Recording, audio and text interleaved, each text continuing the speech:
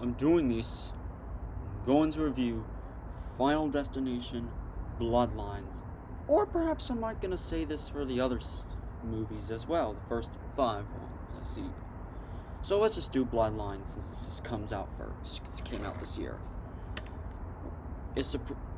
You're telling me that this is the best film, but this is not even a 10 out of 10? And this is probably one of the most surprising ones by rating, though. I only have one flaw. Is that the second act was much forgettable. Like a majority of the Final Destination movies have terrible second acts. That's the main flaw with them. Which it does have an amazing opening sequence with Iris on the Space Needle disaster vision, but after that opening sequence, it has a second confusing act, but of course it does. But yeah, the movie was damn ass good. Especially the kills being absolutely incredible. The story was damn perfection. The direction and writing were both awesome. Stephanie was a really great main character of the movie. Tony Todd was absolutely incredible in his final role in the movie, since he passed away right after they filmed this movie last year at the age of 69. Somehow, the cause of death, he probably had stomach cancer or whatever. Let's give tribute to him as this video goes on. The editing was very solid. It really has a great score, and the CGI was absolutely perfection. But yeah, Bloodlines is easily the best of this movie, despite this not being a 10 out of 10. Nope, none of them is a 10 out of 10. It's better than... This is on par with the first one, but this is still better than 2 through 5, especially the 4th one. Check this one out if you want to watch this on HBO Max. Now, 5 was a actually, let's start with 1. First one since it came out.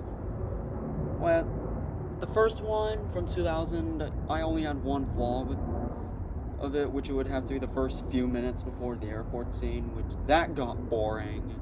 That's when the movie got better and better. You're supposed to have boring movies. Like, this is the most brutal horror movie of the early 2000s.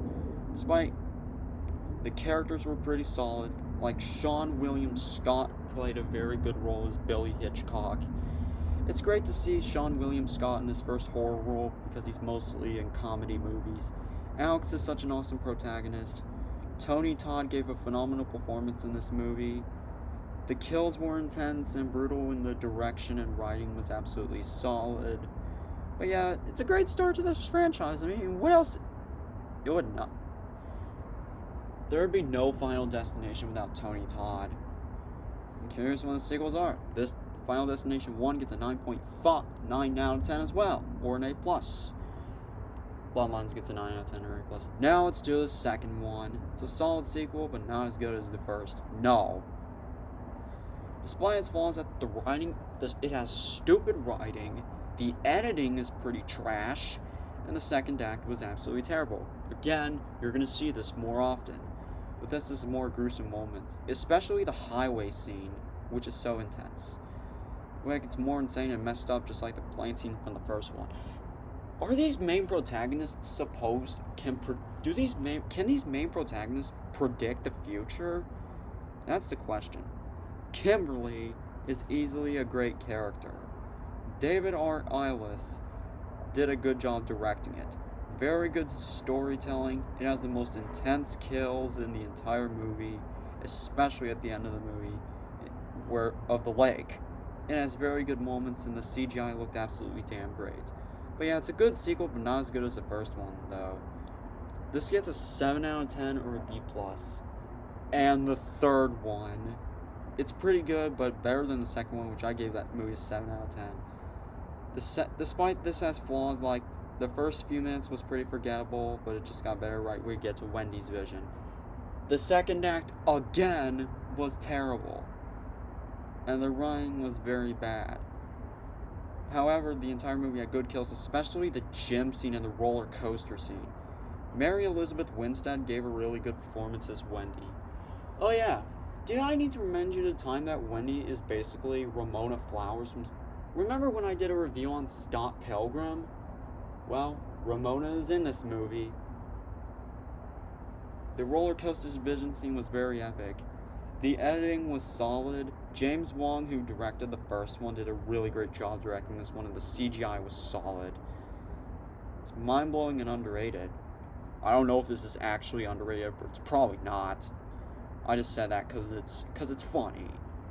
Anyways, 3 gets an 8 out of 10 or an A minus. And the fourth one, it's absolutely terrible. This needs no introduction. I hate everything about the film. It's not one of the worst films I've ever seen. No.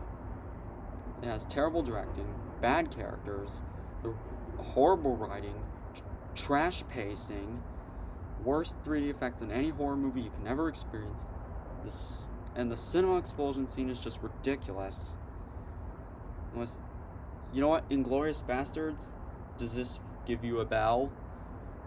And which came out the same month and same year. But yeah, Final Destination is easily one of the worst films is the worst film in the franchise. Well, yeah, let's hope the last one I can review, which is the 5th one, can be a lot better than this. The Final Destination 4 gets a 1 out of 10 or an F minus. Skip, fuck this movie. No. The 5th one was a slight improvement, to the 4th one. My flaws, like Isaac, has got to be one of the most annoying characters of the whole movie. Also, Pierre's villain twist was very ridiculous too, and the direction was pretty forgettable. Hey look, did I say that the second act is terrible in this movie? Surprisingly, it's not. It was really great, especially when it feels like a prequel to the first movie. It's great to see Tony Todd in this again as Mr. Bloodworth. As we last saw his character from the second one. Or he was the third one as the Devil's voice. The visuals are absolutely intense. The editing is very solid. Very good writing. The characters, except for Isaac, of course, were also entertaining. The bridge vision scene has got to be my favorite scene in the movie, and Sam is such a great main protagonist too. But it's way better than its previous installment. Fun, solid. Now I finally reviewed all the franchise, so I don't know what to do next. But chose Bloodlines first since it came out today. Or actually, no, not today. This year. Anyways, thank you for watching and go subscribe.